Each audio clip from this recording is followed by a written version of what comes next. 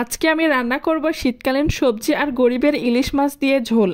আমি গরিবের ইলিশ মাছ এই জন্যই বলছি যে অল্প টাকায় এই মাছ পাওয়া যায় আর এই মাছের গন্ধটা অনেকটাই ইলিশ মাছের মতন। এর জন্যই আমি এটাকে গরিবের ইলিশ মাছ বলি। ঝোল রান্না করার জন্য প্রথমে ফ্রাই প্যানে সামান্য পরিমাণ তেল দিয়ে গরম করে নিব। তেলটা গরম হয়ে আসলে এর ভিতরে দিয়ে দিব আগে থেকে কেটে রাখা পেঁয়াজ কুচি। পেঁয়াজ হালকা ভাজা হয়ে আসলে এর ভিতরে দিয়ে দিব কাঁচামরিচ কুচি। পেঁয়াজ কাঁচামরিচ হালকা ভাজা হয়ে গেলে এই পর্যায়ে এর ভিতরে দিয়ে দিব 2টা তেজপাতা, 1.5 টেবিল চামচ হলুদের গুঁড়ো, 1 চামচ জিরার গুঁড়ো, 1 চামচ ধনে গুঁড়ো, 2 টেবিল চামচ লবণ আর পরিমাণ মতো আদা রসুন বাটা। সবগুলো মশলা আমার দেওয়া হয়ে গেছে। এ পর্যায়ে সবগুলো মশলা আমি খুব ভালোভাবে কষে নিচ্ছি আর মশলাগুলো যেন নিচে ধরে না যায় এজন্য অনবরত নাড়াচাড়া করছি।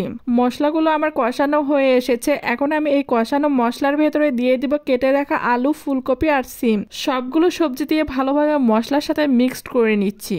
অন্য সময় ঝোল খেতে আমার একদম ভালো লাগে না, কারণ আমি ঝোল খেতে খুব একটা পছন্দ করি না। তবে শীতকালে ফুলকপি আর কুমড়ো বড়ি দিয়ে ঝোল রান্না করলে খেতে অনেক মজা হয়। এজন্য অন্যান্য সময় না খেলেও শীতের সময় এই ফুলকপি আর কুমড়ো বড়ির ঝোল আমার খেতেই হবে।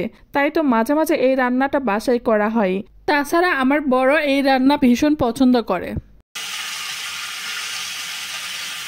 সবগুলো উপকরণ মশলার সাথে মিক্সড করা হয়ে গেছে। এখন আমি পরিমাণ মতো পানি দিয়ে সবজিগুলো সিদ্ধ করার জন্য ঢাকনা দিয়ে ঢেকে দিলাম।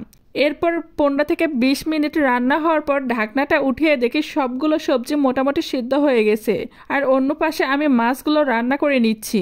ঝোল রান্না করলে অনেক সময় আমি মাছ ভেজে রান্না করি, আবার অনেক সময় এরকম আলাদা পাত্রে সবগুলো মশলা দিয়ে রান্না করে নেই।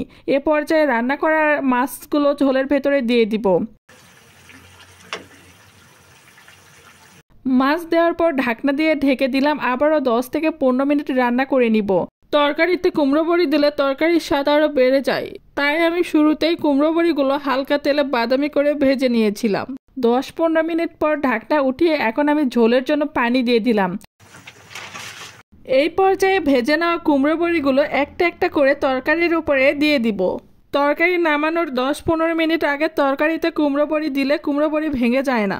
আর হ্যাঁ, আজকে এই জন্যই বলছিলাম যে গরিবের ইলিশ মাছ দিয়ে ঝোল রান্না করছি, কারণ আজকে আমি সুরমা মাছ দিয়ে ঝোল রান্না করছি। আর এই সুরমা মাছ থেকে অনেকটা ইলিশ মাছের মতন গন্ধ ছড়ায়, সেজন্যই আমি এটাকে গরিবের ইলিশ মাছ বললাম। মোটামুটি রান্নাটা আমার হয়ে এসেছে, তাই রান্না নামানোর 2-3 মিনিট আগে ঝোলের উপর দিয়ে দিলাম আগে থেকে কুচি করে কেটে রাখা ধনেপাতা।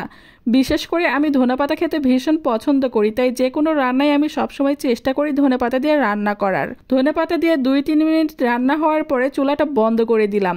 একটা রেসিপি যদি পরিবারের সবার পছন্দ হয় তাহলে সেটা দিয়ে তৃপ্তি সহকারে পরিবারের সবাই মিলে একসঙ্গে বসে মজা করে খাওয়া যায়। গরম গরম ভাত, ফুলকপি, বড়ি আর সুরমা মাছের ঝোল দিয়ে পেট ভরে তৃপ্তি সহকারে ভাত খাওয়ার মজাই আলাদা।